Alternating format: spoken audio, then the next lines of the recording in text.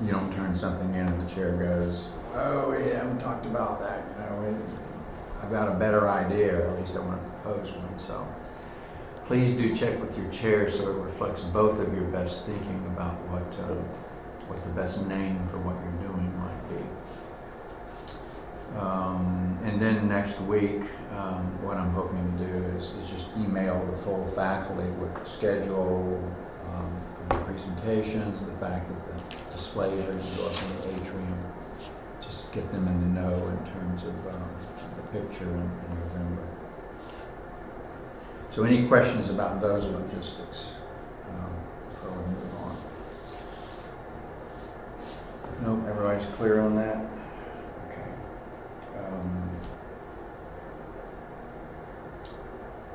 All right, let's see. Before I move into my material today, any new issues come up with respect to moving through the thesis? Any new clarifications, questions, snags, obstacles? Yeah. So I want to know, as far as the literature review, what person are we supposed to be speaking? Is it first person, or is it like third person? In general, it's not a good idea to use first person anywhere. Okay. Probably the one place where you could maybe clearly use first person is in your introduction, where you're talking about your interest in the topic. Beyond that, the tone of the report should be a professional technical report, which means you generally don't use first person.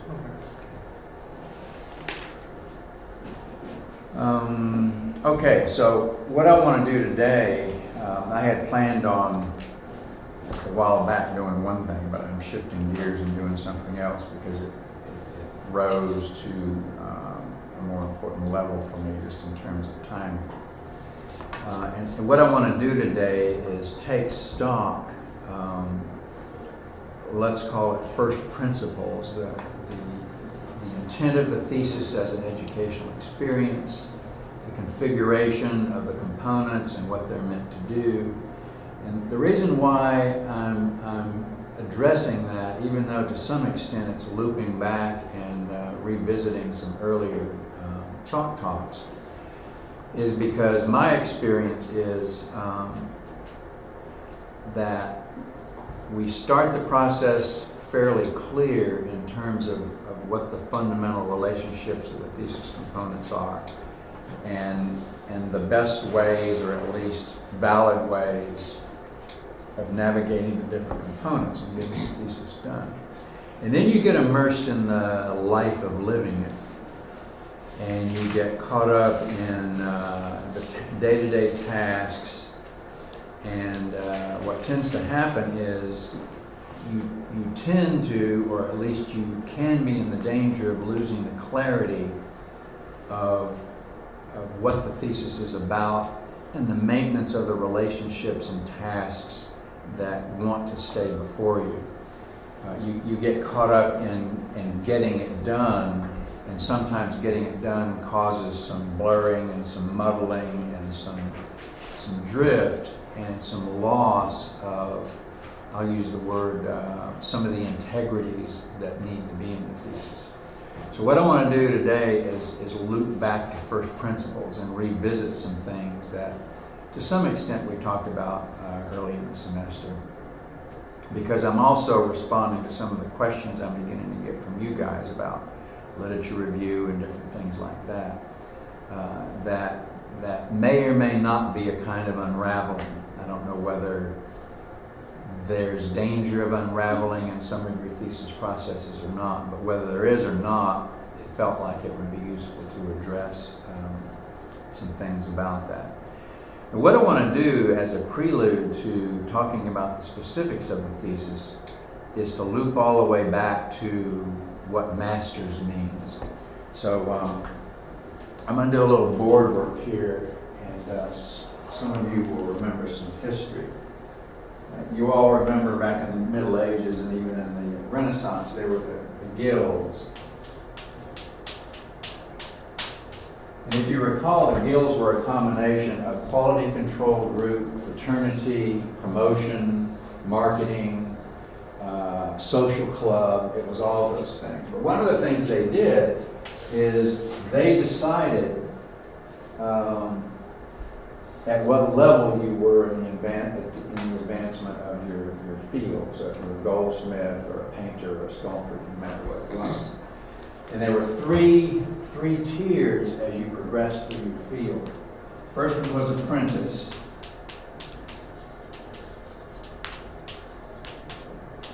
And that was when you basically hired on for little or no pay in somebody's shop, and just, they told you what to do. Go sweep the floor, or go chisel that block, go mix some cement, whatever it was.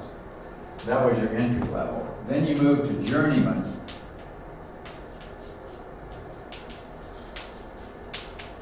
What a journeyman was when you were through with your apprenticeship, then you began to travel around and work under different masters to expand your understanding of your craft or your field.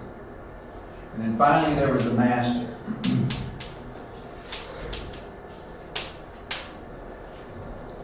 And that was when you were given permission by the guild to open your own shop.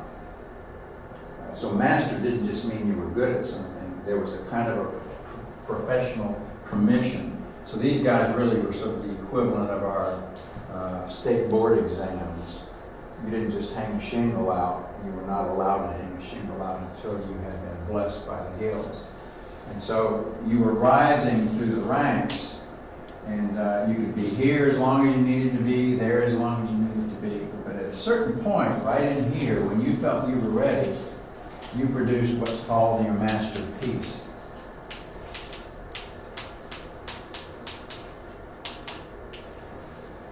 And you submitted that to the guild. And they looked at it and decided whether you had arrived at an appropriate level to hang your shingle out. And there were a lot of people who thought they were ready, submitted things, and they were not approved.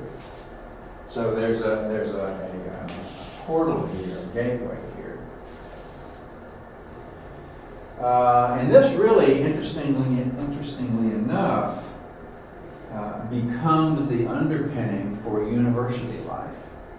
The structure of universities, and even a lot of the nomenclature in universities, is a carryover from the old system of the guilds, the apprenticeship, the journeyman, and the masters. So if we map this onto architecture, now this is going to be a fuzzy mapping, but I think in general it's true. My sense is that in years 1 and 2, you're pretty much an apprentice.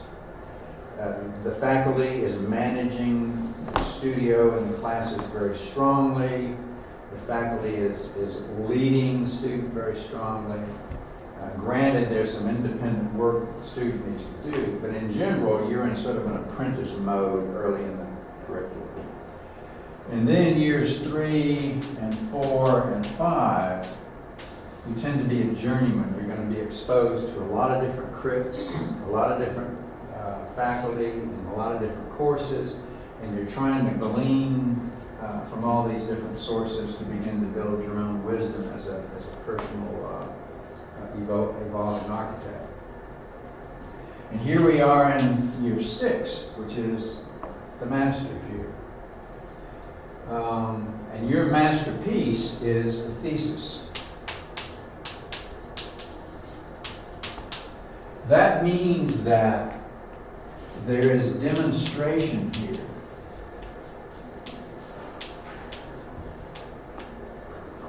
There's demonstration here of certain fundamental, let's call it skill sets, competencies, abilities, in order to be able to call yourself a master of something. So a master of architecture is not just a piece of paper on the wall with a few words. It implies that you have mastered certain material and skill sets. And they have to do with skills to work your way through different kind of processes, and it also implies that you've mastered a certain body of information, which would be the thesis topics that you guys have declared within your thesis. And so that's one reason why there tend to be certain let's just call it tendencies among faculty, including myself, to tell you guys you can study anything you want, but the way you study it and the way you wind up with the product, your report and your design, wants to be done in such a way that you demonstrate these competencies within that process.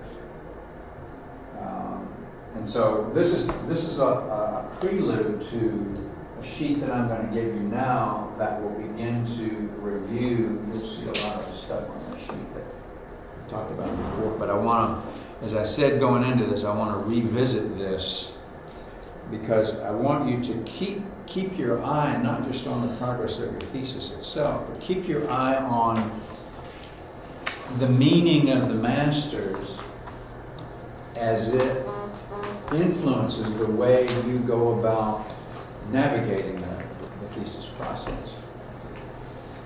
So let's just go through this. I'm not going to read everything, but I want to explain the structure and its intent. And then what I want to do is do some more board work that flexes this to a certain extent. So the first thing, the big organizational structure is you've got to demonstrate your ability to plan, you've got to demonstrate your ability to implement a thesis, and you've got to demonstrate your ability to produce products and to present and explain your thesis. The thesis the planning, that's not going to be a surprising list there. You've all identified your thesis arena, your topic, your question, your problem. You're working on refining your topic and your title. You've all produced the components of a thesis map. You see what those are. You remember those. I'm continuing to urge you guys to update those. That's another way to keep your thesis tightly wrapped and not let it just sort of become this loose, fuzzy edge thing, but to keep yourself focused.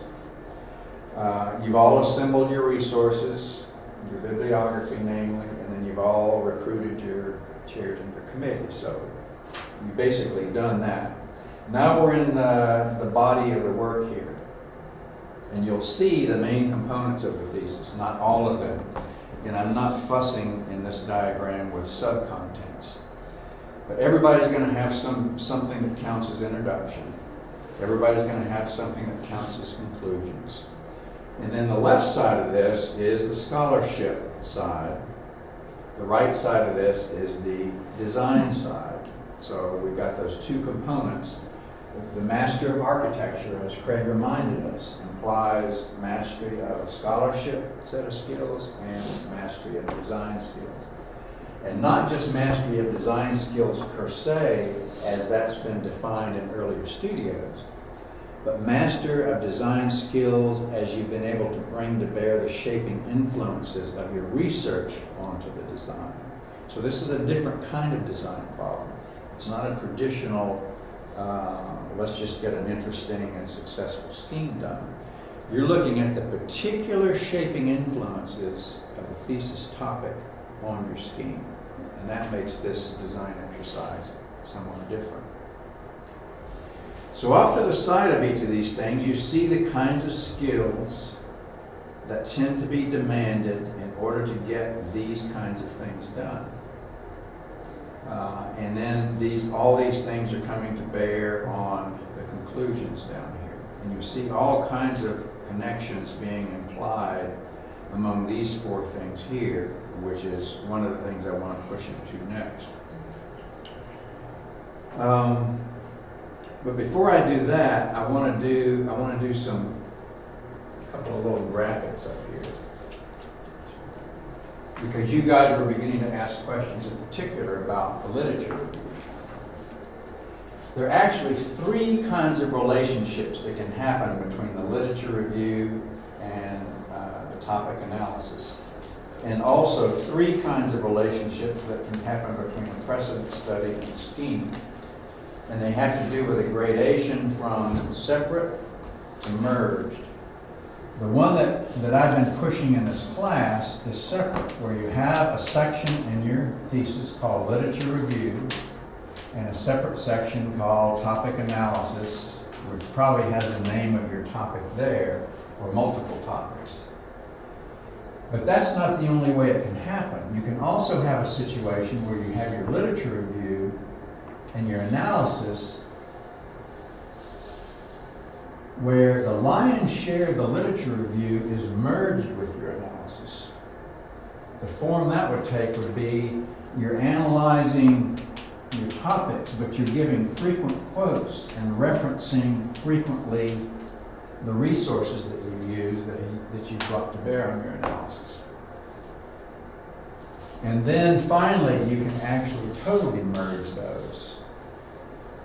Where, well, let me move back to this because I didn't finish this. This would be the merge, but so your literature review that we call a literature review in the thesis would just be a summary, a very brief treatment of your main sources, but not an in-depth deconstruction of them and an elaboration of the sources.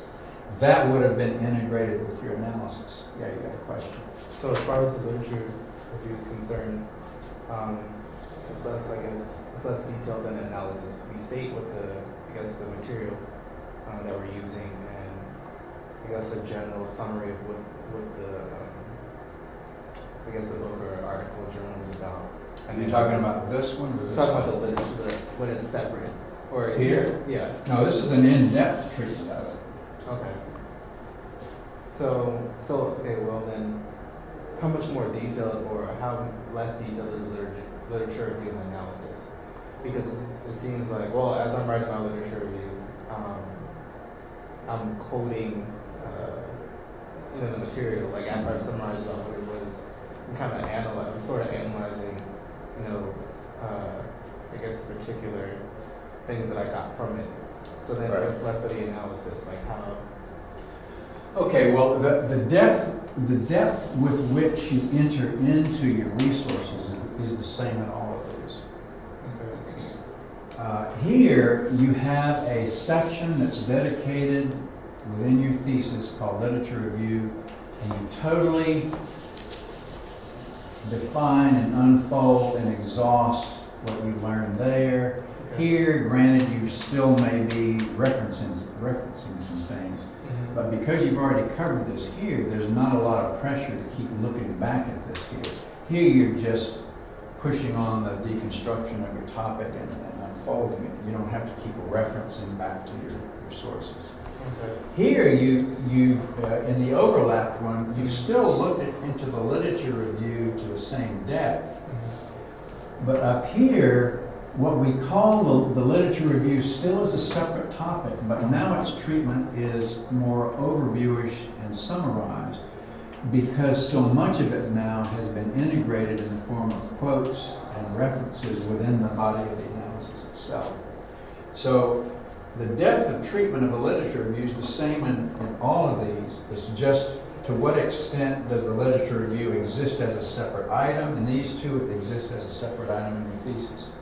In this one, it doesn't even exist as a separate item. It has been merged and totally homogenized in the analytical chapter.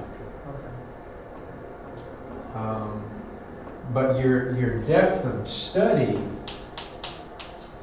hasn't backed off at all. Your depth of study and your 3 to 5 or however many your main resources are, it's the same in all of these.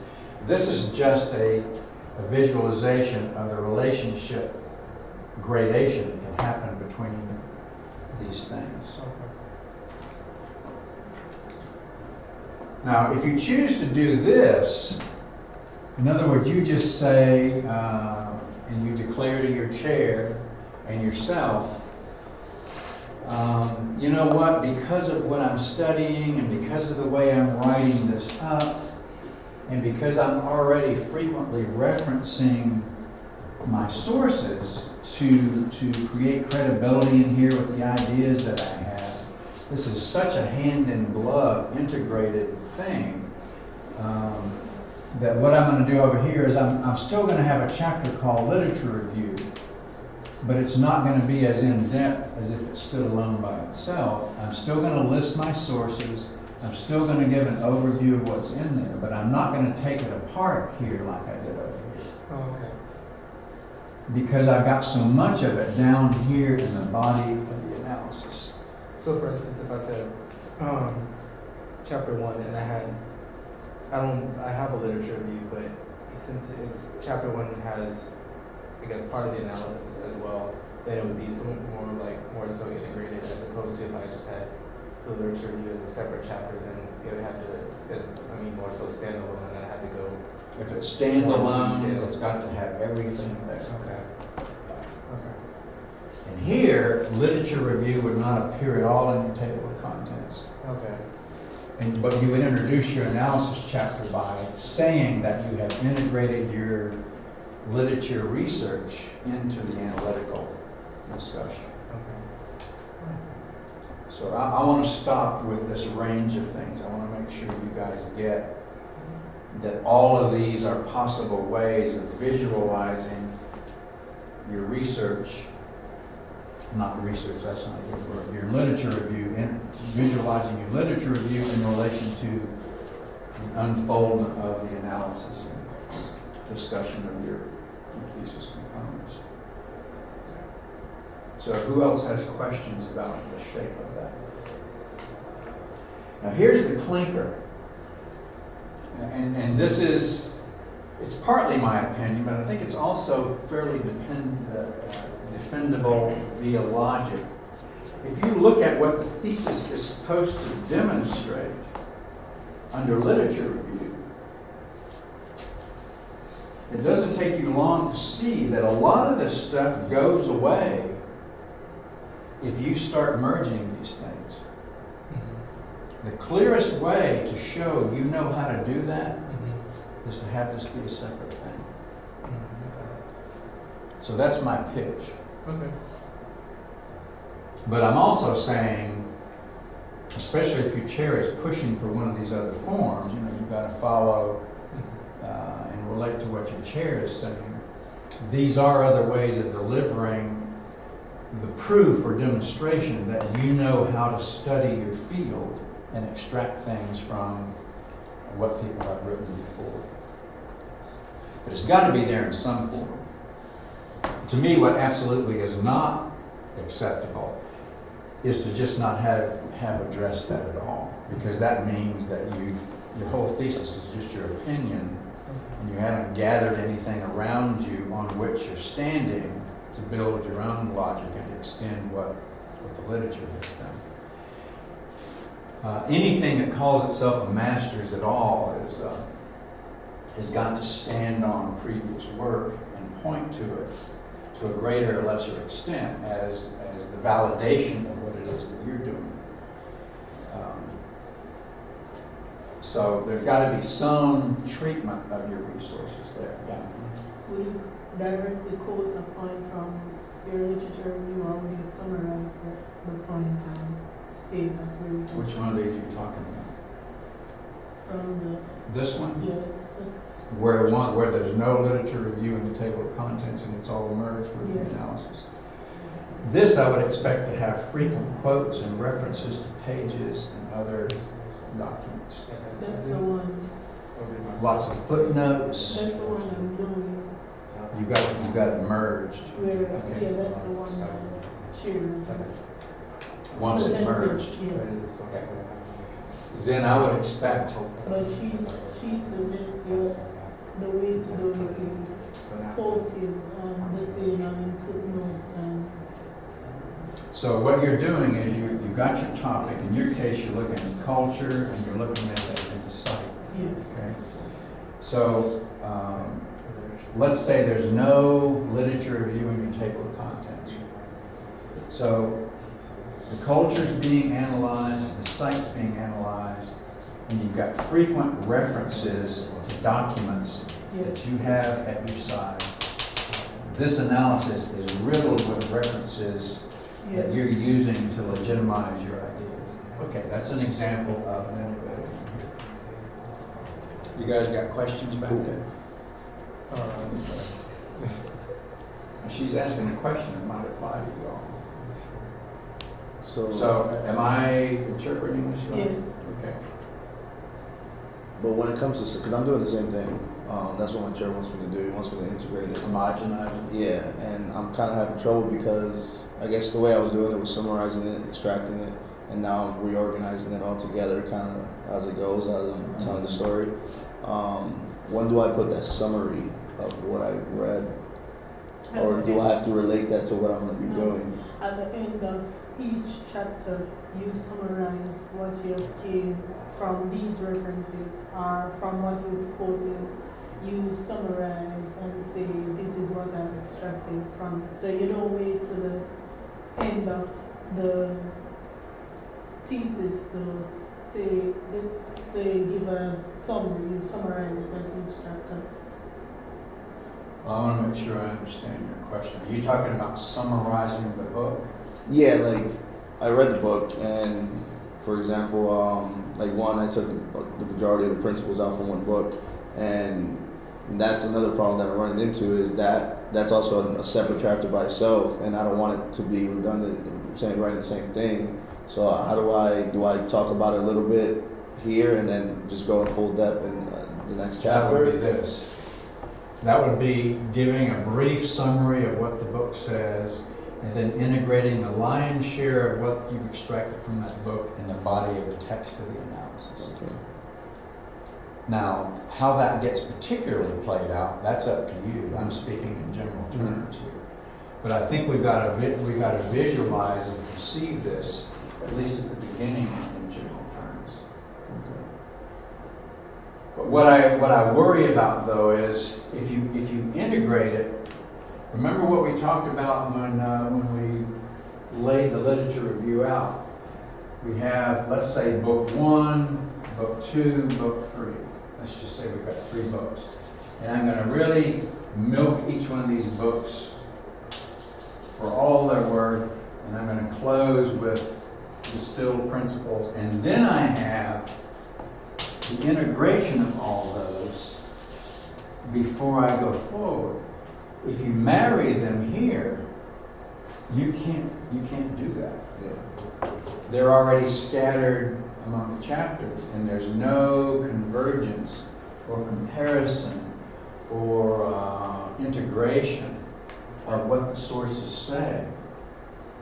And this is sort of getting you ready to leap, because we know that one of the, let's put our 4 things here. Here's literature review, here's precedent, here's analysis, there's design. Literature review tends to feed into analysis. Precedent tends to feed into design. But all of these things are feeding into design. Literature review is going to have some principles that should influence the design. Precedent study should have some principles that still feeds into design. And the analysis is going to have some distilled principles that feed into design. And so, to me, this arrow gets somewhat diluted if you don't look at these things as separate bodies of effort. If they're already scattered among your analytical narrative, you can't collect these bodies and look at them discretely as a set of information. I have my thesis with not being able to find all the information from one period. Is it okay if we just talk about the period, if I talk about the period and reference different books in that one period and then analyze it up to the end? I mean, That sounds like one of these. It sounds like if you're analyzing a period, and let's say there are 5 books you read on that period, and as you're discussing the period, you're drawing on all 5 books. yes. That would be an integrated thing, Okay. as opposed to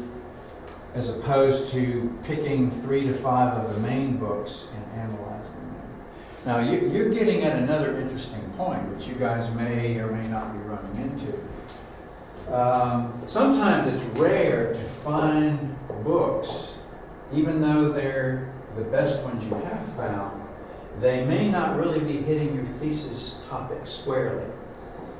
They're as close as you can get to it, but none of them really drills into the particular topic you're looking at. So all of them have a little bit of an obtuse relationship to the thesis. And whereas over here, if you're integrating your resources, you could be referring to resources here that are not included in your literature review. Let's say I've got 10 books that I'm mainly drawing on to fund my understanding and knowledge of my thesis topic. But I'm going to do a literature review of these 3 because they're the best of the 10.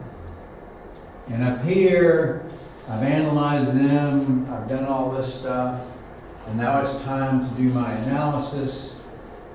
The references I make down here may not be limited to those. I may be drawing on other resources in here. And I don't know whether that's a piece of your question or not. Yeah, I think it would be silly to limit what you reference and draw on in here. If you're trying to build your case, it'd be silly to limit yourself to just those things. Although these are your main sources of information. You had a question again. I'm kind of like the same thing with anything, because when I looked at the semiotics part of my topic, there's a lot of information on it. But when I get to the history part of the site itself, I can't find that much on per se a specific time period. So I have to be with different sources just to get what I need for that. Draw from several. Yes. Okay. Yeah, so you're in this situation here where you're drawing on more than what you had originally declared, or what you have declared as your main Because when sources. I started with the first one where I got a specific book relating to the topic, and I analyzed the book itself and tried to extract stuff from it. But when I got to the different topics within my thesis, cannot really say. You can't limit yourself to that. Yeah, that's common, and I think that's okay. You want to draw from as many sources as you need to build your case for the understandings you're trying to arrive at there. It'd be silly to limit it and say I'm cutting it off there.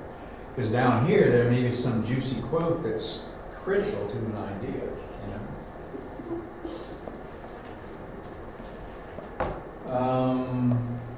So you're all thinking of this stuff in relation to your task. What other fits and misfits are you sensing with what you're doing and what this is trying to lobby you to do? Yeah. Well, it doesn't have to do with that, but as far as literature review, can it be an academic journal? Can one of the Yeah, sure. Okay, that's so much. I have a question, but it's not on literature review. When I presented my project, you guys saw that I'm doing various sections, creating master planning. I have my site. I have a lot of precedents for all those sections, and then I'm gonna have, of course, precedents for my site. Do I put that all under the precedent chapter, or do I? Because I guess that's a problem that I'm running into. I don't want somebody to read it and say, okay, I see all these precedents, and they confuse that. Okay, is this just another section, or is this the main? I want people to know that this is the main site that I'm doing, which is the chosen site. So I want that to be more important.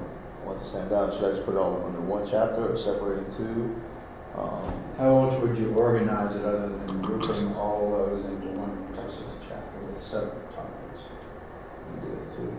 Well, I don't know how else you would organize it. Yeah. Or maybe what you're saying is this: you have a master plan component, right? Mm-hmm. Then you have a site design component. Then you have a building component. Yeah. Are you saying that each of those has precedence? Yes. Okay, so you do have options about how you handle precedence. One idea would be you have the master plan component and you show its precedence. Then you have the site design component and you show its precedence. So you organize the precedence under the aspect of design they apply to. Or you have a big chapter called precedence and you have master planning precedence, site design precedence, building precedence. Either one of those, I think, are valid ways of organizing.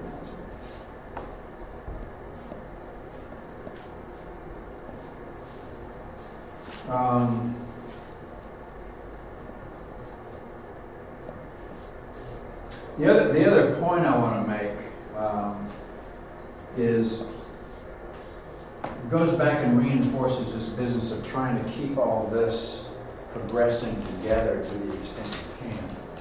So if this is the literature review, and this is the analysis, and this is the precedents, and this is the design, we know that the main relationship is literature review to analysis and precedent to design. We also know that we have inputs from all three of these things into design. But the reason why you see lines connecting everything, which reinforces the notion of keeping it all going together, is because analysis can influence literature review. I'm down here chugging away, thinking about something, and lo and behold, an issue pops up, and I got to go find a resource for it. And that causes me to back up here and modify my literature review. So it can backflow. Now, here I am down here designing away. I think I've looked at all the precedents I need to, and I run into an issue, and I got to go find a scheme that gives me some examples of precedent for handling that issue. And it happens in the other directions too. Literature review, for example, can imply certain precedents to be looked at. Precedents can imply certain literature to be looked at. Precedents can imply certain analytical things to be looked at.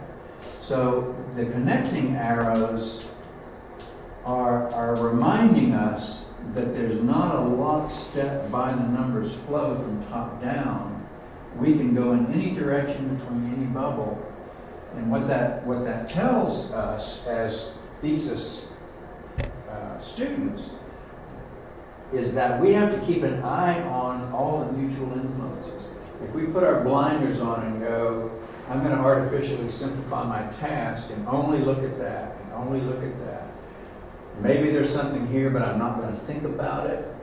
Then you will have done a lesser job of wringing out the wisdom that can happen from the different collisions and dialogues among all these different components. And that's part of this business here. You know, these are the tasks that are obvious in working on bubbles, but there's another whole list of tasks that's implied by these connecting arrows in here. And what I'm speaking to now are the thinking tasks and the idea of extraction tasks that come from thinking about, let's say, the influence of analysis on precedents, or the influence of literature on the design. So you will have risen to a higher level here if you can navigate this in such a way that you not only demonstrate these things, but obviously that the quality of your thinking and your making and your writing is also elevated. And then down here we have the end game, which is just as obvious as the beginning game here. You know, you're all going to be producing a report. You're all going to have to be paying attention to the FAMU rules. You're all going to be producing a design. You're all going to be giving a PowerPoint. Those skills are also part of demonstrating mastery. So what this little sheet is an effort to do is to back up and summarize what the fundamental intent of the masters is, so that in your busy state of navigating this and just sort of keeping your nose above water, you don't lose track of what this is about. You get to the end of it, and as far as you're concerned, you've produced something that's okay, but you've missed a lot of the marks that will demonstrate things that make it a good master's. So this stuff here underpins the reality of any particular thesis. You know, it's a transparency over this. And if you've done a good job with your thesis, it will have been underpinned by a good job with its fundamental competencies. That's the pitch today. And you've asked some good questions about what about this, what about that, particularly the relationship of literature to analysis. And then you asked the question about the relationship of precedence to design.